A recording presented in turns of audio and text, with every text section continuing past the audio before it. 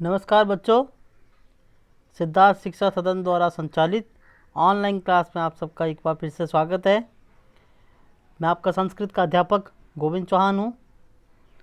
हम लोग आपका छठा पाठ जिसका नाम है सुभाषितानि उसका अध्ययन कर रहे थे और हमने इसके कुल 4 श्लोक पढ़ लिए थे। आज हम 5वां और छठा श्लोक पढ़ेंगे। तो देखिए 5वां श्लोक क्या है।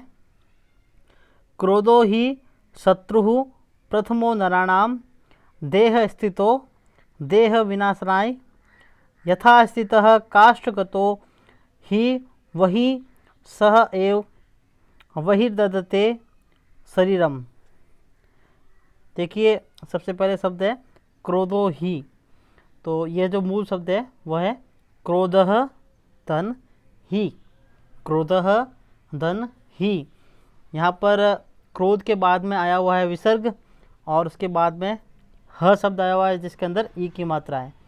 तो बच्चों मैं आपको कई बार बता चुका हूँ उत्तोषक संधि के बारे में, जिसमें विसर्ग से पहले यदि अ आ रहा हो और उसके बाद में अ या वर्ग का तीसरा चौथा पांचवा वर्ण या फिर य र ल व ह ये आते हैं तो विसर्ग जो है वो ऊ में बदल जाता है और उससे पहले जो अ है उसमें मिलकर वह ओ में बदल जाता है।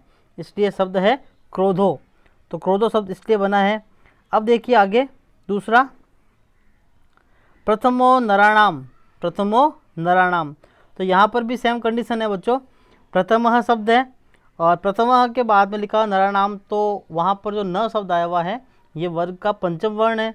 तो उत्तरसक संधि में यही होता है कि वर्ग का तीसरा चौथा या पांचवा वर्ण आता है तथा विसर्ग जो है वह ऊ में बदल जाता है और उससे पहले जो अ आ रहा है उसमें मिलकर ओ में बदल जाता है। अब देखिए आगे, तो इसमें आप लिखोगे प्रथमः धन नराणाम। फिर है देह स्थितो। देह स्थितो, तो यह भी शब्द जो है वह देह स्थितः शब्द है। देह स्थितः, स्थितः के पीछे विसर्ग लगा हुआ है इसके पीछे और उसके बाद में वापस द शब्द ही आया हुआ है देह विनाशाय। तो आप लिखोगे देह स्थितः धन देह विनाशनाय। अब ये देह स्थित जो शब्द है बच्चों, इसमें एक और चीज़ है। देह स्थितो तो मूल शब्द हो गया देह स्थितः। तो यहाँ पर एक समास है, उस समास का नाम है तत्पुरुष समास। और तत्पुरुष भी कौन सा है? सप्तमी तत्पुरुष। कैसे हुआ वो देखिए। अगर हम इसको हिंदी में इसका समास विग्रह करें देह स्थित का, तो वो होगा देह में स्थित। देह में स्थित यानी शरीर में स्थित। तो शरीर में स्थित यानी देह में स्थित, तो में कारक चिन्ह आया और में कारक चिन्ह के लिए आती है सप्तमी विभक्ति, इसलिए ये सप्तमी तत्पुरुष होगा। आप इसको कैसे लिखोगे? देहे, क्या लिखोगे? देहे स्थितः। देहे स्थितः, इस प्रकार से इसका समास विग्रह हो जाएगा। देहे में हो जाएगी सप्तमी विभक्ति और इसके बाद में स्थितः। फिर बाद में ये जो दूसरा शब्द है देह विनाशनाय, तो इसमें आप लिखोगे देहस्य धन विनाशनाय। देहस्य धन, सॉरी धन नहीं, ये आप समास विग्रह कर रहे हैं। देहस्य विनाशनाय यानी देह के विनाश के लिए। विनाशनाय के अंदर है चतुर्थी विभक्ति, तो देहस्य विनाशनाय यानी देह के विनाश के लिए। यहाँ पर देह जो शब्द है उसमें देहस्य शब्द जो है उसमें षष्ठी विभक्ति का प्रयोग किया गया है, इसलिए यहाँ पर षष्ठी तत्पुरुष होगा। तो पहला जो था वह था देह स्थितः, तो यहाँ पर थी सप्तमी तत्पुरुष। और फिर बाद में है देहस्य विनाशनाय, तो यहाँ पर है षष्ठी तत्पुरुष। अब देखिए यथा स्थितः काष्ठगतो। काष्ठगतो शब्द है, उसके बाद में भी ही आया हुआ है, तो यहाँ पर शब्द है काष्ठगतः। काष्ठगतः, पीछे विसर्ग है उसके बाद ही है, तो यहाँ पर भी उत्तोषक संधि हो रही है। फिर देखिए वही शब्द लिखा हुआ है। आगे देखिए स एव। स एव शब्द, इसको आप थोड़ा ध्यान से सुनोगे बच्चों। ये संधि जो है आपको बहुत कम मिलती है देखने के लिए। बच्चों जब एक ऐसा वर्ण आए, ऐसा कोई शब्द आए जिसके पीछे विसर्ग हो लेकिन वो सर्वनाम शब्द हो, जो सर्वनाम शब्द हो, तो यहाँ पर ये देखिए अब मूल शब्द तो ये है सह। सह यानी वह, पीछे विसर्ग आता है सह यानी वह। तो ये सह शब्द है, पीछे विसर्ग होना चाहिए यहाँ पर, और उसके बाद में धन एव, सह धन एव। और जब इस प्रकार से होगा कि एक सर्वनाम शब्द है जिसके पीछे विसर्ग आया हुआ है, उसके बाद में कोई स्वर आ रहा है, तब विसर्ग का लोप हो जाता है, विसर्ग का लोप हो जाता है।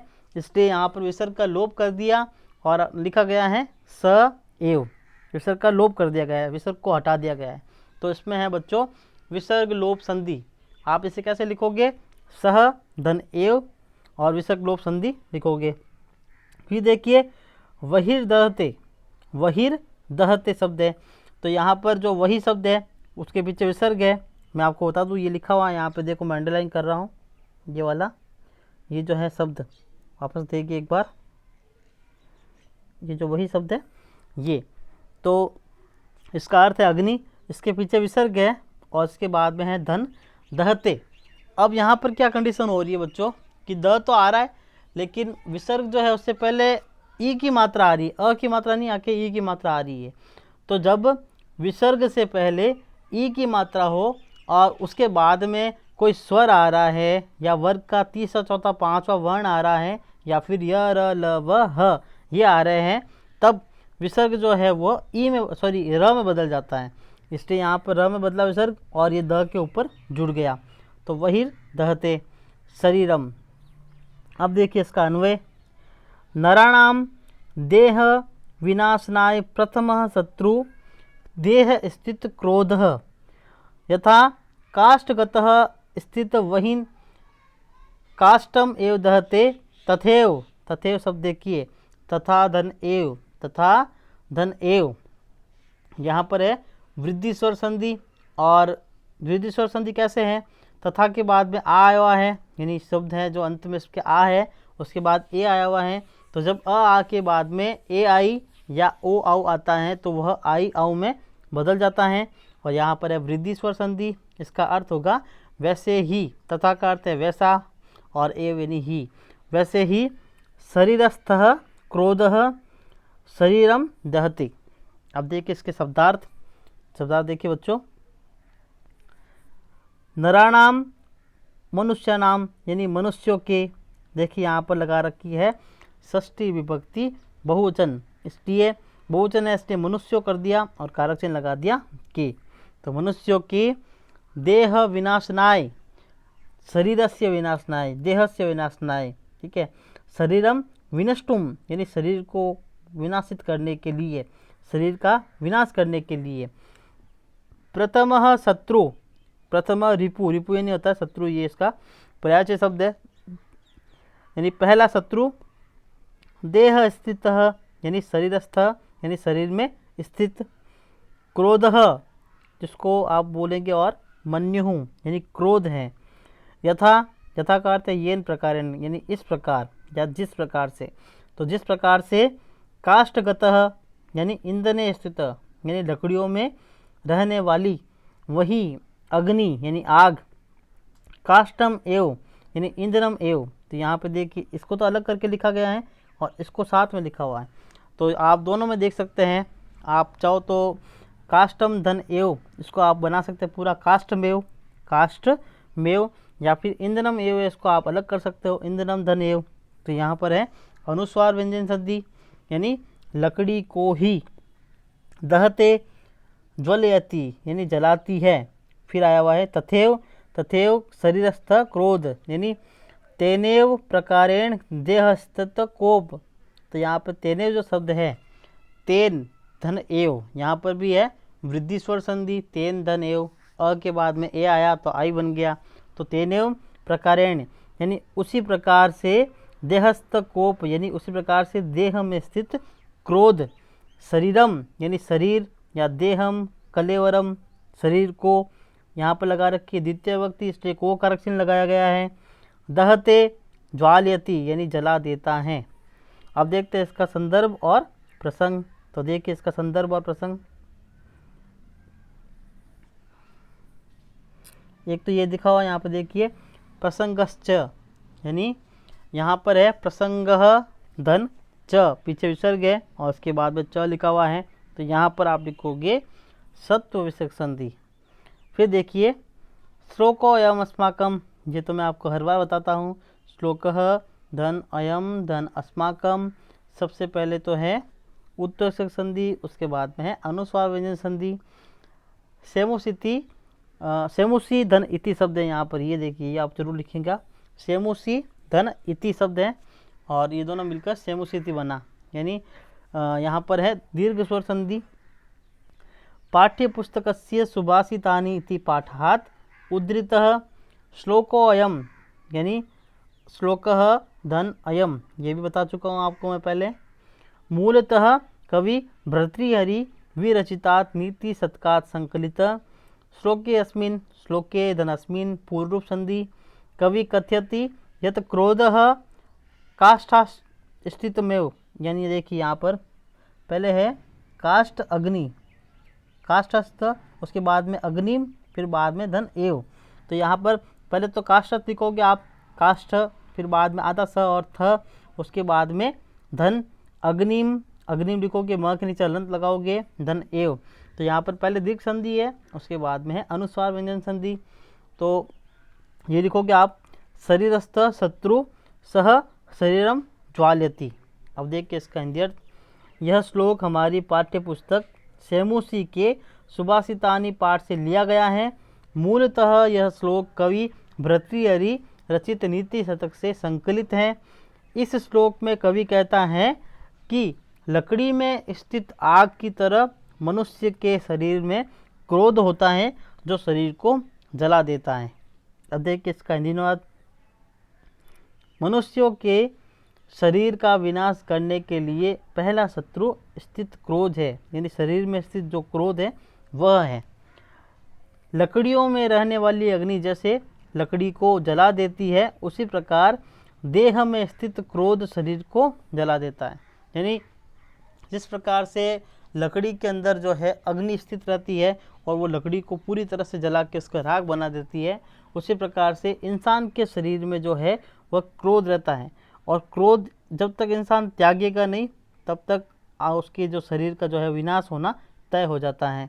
तो हमें कभी भी क्रोध नहीं करना चाहिए, इसमें ये शिक्षा दे रखी है। अब देखिए इसकी संस्कृत व्याख्या। मनुष्याणाम शरीरम विनष्टुम प्रथमः रिपु शरीरे एव स्थित मन्युः भवति। मनुष्याणाम शरीरम विनष्टुम, यहाँ पर देखिए विनष्टुम शब्द है, एक बार मैं इसको वापस अंडरलाइन कर रहा हूँ। आप देखिए विनष्टुम शब्द ये रहा यहाँ पर, इसमें आप लिखोगे यहाँ पर विनश, उसके बाद तुमुन प्रत्यय लिखा है। विनाश जो शब्द है विनाश, उसके बाद तुमुन प्रत्यय है। और ये त क्यों हुआ आपको पता है, मैंने आपको सटुत्व व्यंजन संधि पढ़ाई थी, उसके अनुसार ये जो त है वह त में बदल चुका है। तो उसको हम डिटेल में पढ़ेंगे जब हम प्रत्यय और संधि दोनों एक साथ पढ़ेंगे तब। तो यहाँ पर आप लिखोगे विनाश, उसके बाद में है तुमुन प्रत्यय। फिर देखिए प्रथमः रिपु शरीरे स्थित मन्यु भवति। येन प्रकारेण इंधने स्थितः अग्निम इंधनम एव ज्वाल्यति, तेनेव प्रकारेण देहे स्थित कोपः मानवस्य कलेवरम देहम वा ज्वाल्यति। वा का अर्थ होता है अथवा, कलेवरम और देहम जो शब्द है ये दोनों एक ही शब्द है, यानी शरीर। ठीक है, मानव का शरीर जो है उसको बोले कलेवरम या देह, और वा का अर्थ हो गया अथवा। संस्कृत में जो है वो और या जो अथवा जो शब्द होते हैं वो सब बाद में लगते हैं और हिंदी में पहले बीच में लगते हैं। ठीक है, अब देखिए आगे इसका हिंदी अनुवाद। मनुष्यों के शरीर का नाश करने के लिए शरीर में ही स्थित प्रमुख शत्रु क्रोध होता है। जिस प्रकार लकड़ी में रहने वाली आग लकड़ी को ही जला देती है, उसी प्रकार यह शरीर में रहने वाला क्रोध मनुष्य को जलाकर नष्ट कर देता है। अब देखें आगे छठा श्लोक। देखिए मृगाः मृगै संगम अनुव्रजन्ति, गावश्च गोभिः तुरंगास्तुरंगे, मूर्खाश्च मूर्खै सुधीय सुधीभिः समानशील व्यसनेषु संख्यम। यहाँ पे देखिए तीसरा शब्द संगम अनुव्रजंती शब्द है। संगम धन अनुव्रजंती, म के नीचे हलंत है, उसके बाद में अनुव्रजंती शब्द है। तो यहाँ पर है अनुस्वार व्यंजन संधि। म जो हलंत वाला म है उसमें अ मिला और वह म जो है वो पूरा हो गया। और अनुव्रजंती शब्द है उसमें अंति जोड़ रखा है, यानी लट लकार बहुवचन है, प्रथम पुरुष बहुवचन। फिर है गावश्च, तो गावह धन च, गावह धन च, यहाँ पर है सत्व विसर्ग संधि। विसर्ग से पहले कुछ भी आए लेकिन बाद में यदि पहला दूसरा वर्ण आ रहा है उसमें भी च छ आ रहा है, तब विसर्ग जो है वह तालव्य स में बदल जाता है। बच्चों विसर्ग संधि के अंदर तो बिल्कुल सारे नियम जो है इस प्रकार से हैं, आप एक बार मौखिक रूप से सुन लीजिए। दो संधि जो है जिसमें पहली उत्व उसके बाद रुत्व, इन दोनों के अंदर विसर्ग के बाद में वर्ग का तीसरा चौथा पांचवा वर्ण आएगा या फिर य लवह आएगा, तब ये संधि होगी। लेकिन जब वर्ग का पहला दूसरा वर्ण आ जाता है तो वहाँ पर सत्व विसर्ग संधि ही होगी। ठीक है, तो आप इसको ध्यान रखोगे। तो गावश्च में ये च आया हुआ है जो कि वर्ग का पहला अक्षर है, इसलिए तालव्य स में बदल गया ये। फिर देखिए तुरंगास तुरंगे, तुरंगा यहाँ पर भी पीछे विसर्ग है, उसके बाद है तुरंगे, तो विसर्ग के बाद में त आया और विसर्ग के बाद में त आया तो ये जो विसर्ग है वह दंत्य स में बदल जाएगा, इसलिए यहाँ पे दंत्य स।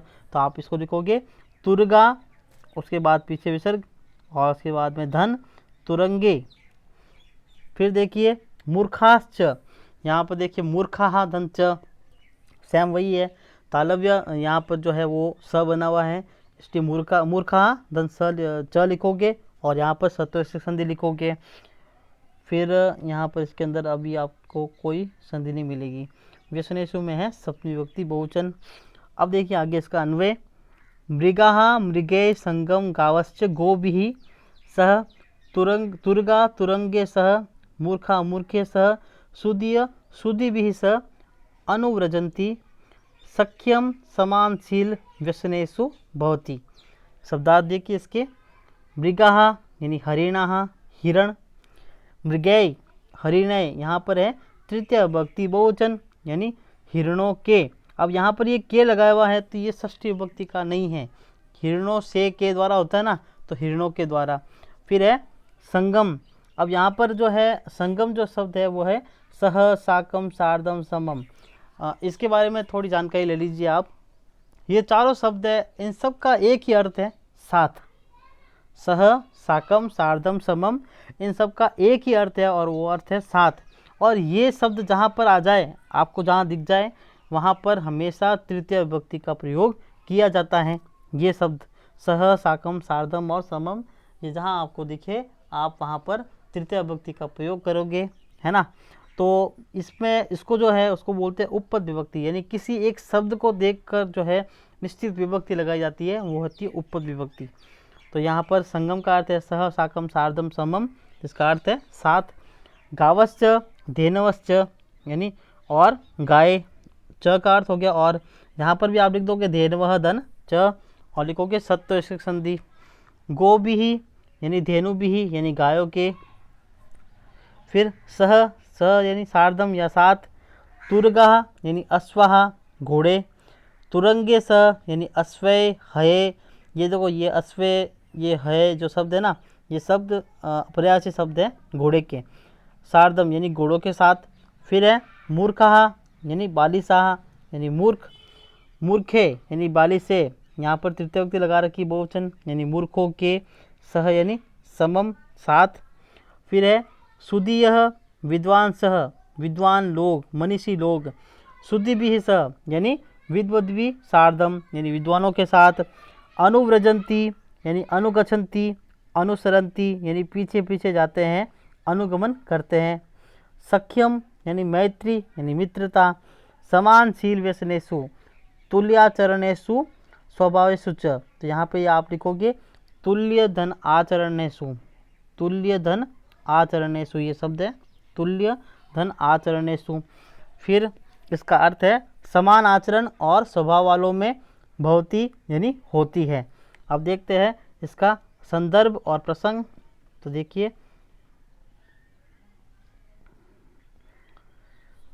श्लोकोऽयम् अस्माकं सेमुसिति पाठ्यपुस्तकस्य सुभाषितानि इति पाठात् उद्धृत। श्लोकोऽयं कवि भर्तृहरि विरचितात् नीतिशतकात् संकलित। श्लोके अस्मिन् कवि कथयति यत् मैत्री तु समान शील व्यसनेषु एव भवति। अब देखिए इसका हिंदी अर्थ संदर्भ का। यह श्लोक हमारी पाठ्य पुस्तक सेमुसी के सुभाषितानी पाठ से लिया गया है। यह श्लोक कवि भर्तृहरि कृत नीति शतक से संकलित है। इस श्लोक में कवि कहता है कि मैत्री तो समान शील, समान आचरण एवं व्यसन वालों में ही होती है। देखिए हिंदी अनुवाद, हरिण हरिणों के साथ, गाय गायों के साथ, घोड़े घोड़ों के साथ, मूर्ख मूर्खों के साथ और विद्वान विद्वानों के साथ अनुगमन करते हैं, यानी ये जो है मित्रता रखते हैं इनसे, क्योंकि मित्रता समान आचरण और स्वभाव वालों के साथ में होती है। देखिए इसकी संस्कृत व्याख्या, हरिणः हरिणे स धेनवः धेनुभिः स सार्धम अश्वः हये साकम एव साकम दन एव, यहाँ पर भी है अनुस्वार व्यंजन संधि। वालिसः वालिसे समम विद्वांस विद्वद्भिः सार्धम अनुगमनं कुर्वन्ति यतः मैत्री तु समान आचारवद्भिः समान स्वभावे सहैव संभवति। यहाँ पर देखिए सहधन एव वृद्धि स्वर संधि। देखिए इसका हिंदी अर्थ, हरिण हरिणों के साथ, गाय गायों के साथ, घोड़े घोड़ों के साथ, मूर्ख मूर्खों के साथ तथा विद्वान लोग विद्वानों के साथ चलते हैं, अर्थात विद्वानों का अनुसरण करते हैं, क्योंकि मित्रता समान आचरण वालों और स्वभाव वालों के साथ ही संभव होती है। तो ये 2 श्लोक आपके कंप्लीट हुए। हम जो है इसके आगे के श्लोक अगले अध्याय में पढ़ेंगे। आप इसे होमवर्क में करके मुझे भेजोगे। धन्यवाद।